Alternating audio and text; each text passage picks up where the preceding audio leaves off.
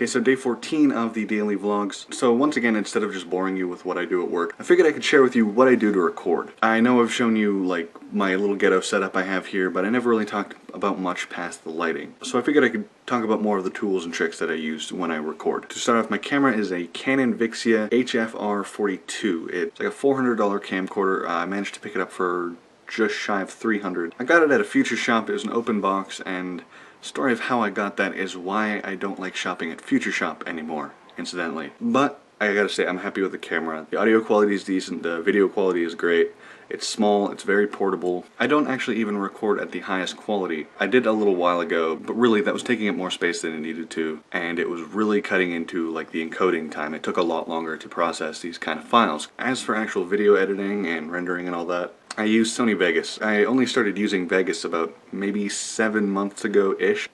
For that Boom video I uploaded of Joe Beretta, I actually had to acquaint myself with Adobe After Effects. I had it as part of CS6. I got that a while ago, specifically for Flash, but I never really used any of it much. Yeah, that was my first time using After Effects. It took me about a day and a half to acquaint myself enough to do the finished product that I uploaded. For stuff like thumbnails or any other kind of like image editing, I use a program called GIMP. It's a free open source alternative to Photoshop, and it's actually a really great program. It's a pretty powerful image editor, and if you don't want to drop the money on Photoshop, I definitely recommend looking into it.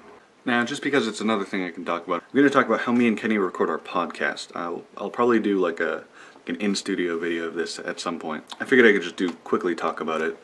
For microphones, we use studio quality condenser mics, pop filters, everything, the whole 9 yards. For recording, I bought this Lesis IO4 USB interface.